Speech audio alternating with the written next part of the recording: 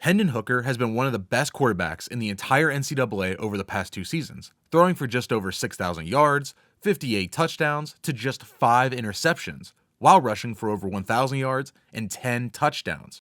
Hooker is a very interesting quarterback. We see his prolific stats, and you wonder, how isn't this guy a top 10 pick in the upcoming draft? I studied Hooker's game film, and I never came away saying, wow, like I did with CJ Stroud, Bryce Young, Will Levis, and Anthony Richardson. But I never caught myself asking, oh my God, what was that throw? What was he doing? What was he thinking? Like I did with every other quarterback I just named. So let's dive into Hendon Hooker's film, and let me show you why he's one of the safest quarterbacks in this entire draft class. Alright, so the first play I want to show you is here in the season opener against Ball State.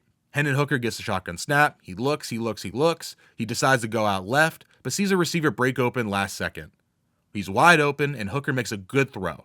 Now, not a play where I go wow, like I mentioned earlier, because a couple things.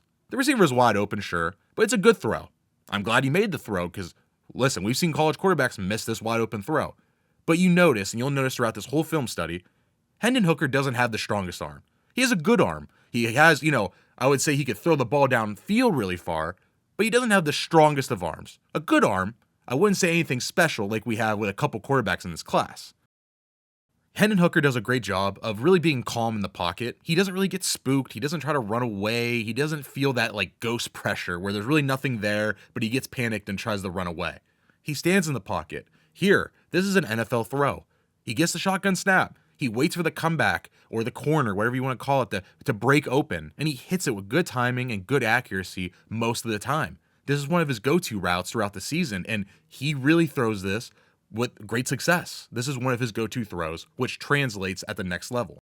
The one thing that I noticed with Hendon Hooker is that when he throws what I like to call his go-to routes, these are throws that he basically comes back to time and time again within a game, which you'll notice with any quarterbacks have favorite throws. He hits those throws very consistently and accurately, and with good timing, which is very impressive. I showed you on the last play. Here, he has a little bit of a slot curl against Pitt, and he throws it with good timing and good accuracy. He knows where to go with the ball. He knows what he's doing, and I think these kind of throws, while they're not spectacular, they don't wow you, right? You didn't say wow on that curl, but that translates. Those are the throws that make you, at the next level, go, okay, that was an easy completion. That I don't know if Anthony Richardson and Will Levis, some guys that are a little bit more raw, have. I don't know if they have this ability to make the easy throws easy, like Hendon Hooker does. The thing that actually makes me pretty happy about Hendon Hooker is the fact that Tennessee ran a multitude of offensive sets, and you could really see him play in multiple offenses. You want to see him in shotgun? That's easy. You want to see him do play actions in shotgun? No problem. You want to see him do hurry up, no huddle offenses? You got it. Tennessee ran one of the fastest offenses from snap to throw to snap again. So fast that ESPN couldn't even do replays. That's how fast it was. You want to see him kind of run a non-traditional offense where you have 2 receivers stacked at the top of the screen, people in motion, throwing bubble screens and short slants. He can do it. Quick passes are his game. He can throw it all. So I think he's pretty moldable to any offense, and you'll see it all over his film. Just type in Hendon Hooker highlights, you'll see it. When I started doing film study on Hendon Hooker, the 2 things that stood out to me were his bread and butter are underneath throws, middle of the field throws, and out to the perimeter, but not very far downfield. 10-yard curls, 5 10-yard slants, crossers across the middle. Those are his go-to routes. But he also threw the deep ball a good amount of times, but didn't have the most success. While he can have success, it wasn't very consistent. You'll see on this throw that I just keep replaying over and over again, against LSU, that is a perfectly thrown deep ball. You can't throw that any better than that. But now I'm going to show you some examples where I go, oh man, you missed some big throws that I need my potential, day 1, maybe day 2 NFL quarterback pick to make. Here's another throw against Georgia. Back-to-back throws where I go, man, I need you to keep up with Georgia. They're the powerhouse. They won the national championship. I need you to keep up and make these throws. And he missed 2 touchdowns just by overthrowing the ball. He shows off the big arm, but I need you to hit these throws. These are touchdowns. And here's another throw where I go, man, Hooker, I need you to make this throw. Pitt is still a legit team at this point in the season. They're top 25, just like Tennessee is. This is a real team. You have to put up points. You can't throw this ball out of bounds. I like the footwork. I'll talk about later where I do have some pauses and concerns with his footwork, but here, I think he does a great job of rocking back, stepping up, putting loft under the ball, which is great, touch, but he can't lead him out of bounds. So speaking of footwork, let's talk about Hendon Hooker's footwork. It's the one thing that gives me the most pause of his game. I think he has good footwork a pretty good amount of the time, but it's the times that he doesn't, he gets in trouble. So here on this slant against Pitt, maybe it's not the easiest completion, it's a tight window, but he's flat-footed, he drops back, and he literally stands there. And the difference between that and an NFL quarterback will at least be kind of doing like a hop and motion, will be moving around the pocket a little bit so that when they're ready to throw and the window opens, they can plant and throw. Here, Hooker's flat-footed, so he has to redo his whole motion to step into this throw, or he has to have bad footwork and just throw with his arm. And he doesn't have a big enough arm to get away with that like I think Will Levis and Anthony Richardson do in this class. He doesn't have the arm for it.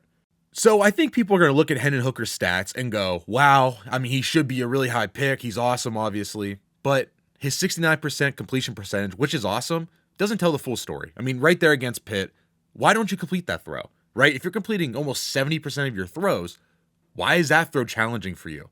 And this next throw I'm going to show you, why did you airmail that throw? It's over and over and over again. And I know I'm showing a lot of clips from this Pitt game, but it's just so evident, and this game just showed like the perfect example of what he is. I think he's good underneath, but there's a lot of throws that get away from him where he airmails them. That was one of his, I'm going to call it his specialty, was overthrowing receivers. And the last thing I really want to talk about is Hendon Hooker's athletic ability. Now, it's up in the air right now because he did tear his ACL near the end of last season. So that's, of course, a big question mark to see if he ever really bounces back with his knee and his athletic ability. And you're going to see from these highlights, I don't know who to compare him to, right? I don't have a good comparison in the NFL currently because he's definitely not on the level of a Lamar Jackson, Kyler Murray, Jalen Hurts quarterback. But I don't think it's fair to compare Hendon Hooker to someone like Patrick Mahomes, where I think Patrick Mahomes is a good athlete by NFL standards and quarterback standards. I think he's good, but I wouldn't say he's great or really amazing at it. He's more of a scrambler type, not a design quarterback keeper guy. But I think Hendon Hooker can be, and I think he could be a really valuable weapon in the red zone and on the edge. I think if you give him read options, he can fall into that line with Daniel Jones, maybe Deshaun Watson-ish, that kind of guy where maybe they shouldn't get QB direct snaps up the middle, right? But they can get on the edge. They can make big plays if you give them the opportunities. They're not making a bunch of guys in the secondary miss, but if the blocks are there, they're good enough athletes to get it going and finish. He could probably finish the season with 400 rushing yards and 5 to 8 touchdowns if you really give him the opportunities in the red zone. I think Hooker's that good of a weapon. Now, post ACL, it's up in the air, of course, but if he can come back to the same athlete he was at his last year at Tennessee, I think he could be a great weapon in a special offense. So, at the end of the day, you're getting a quarterback who has a ton of reps under his belt with 42 career starts in college, who is a great decision maker, and pre-ACL was a pretty good athlete. But with those 42 starts in college, you're getting a 25-year-old rookie who's coming off a torn ACL, and a guy who I think has major footwork and accuracy inconsistencies. And not to mention, I think he has the worst arm out of the top 4 premier guys who are going to go above him. The Bryce Young, Will Levis, CJ Stroud, Anthony Richardson class. He has the worst arm out of those 4 guys. So with all that being said, I wouldn't be super shocked if Hendon Hooker came in and was poised and actually understood offenses and could run an offense. I wouldn't be surprised. But I think he just lacks the upside. He's old. He doesn't have the big arm. He's coming off an injury that could really affect his athleticism. The top 4 guys, they might be riskier, but they have way more potential than I think Hendon Hooker does.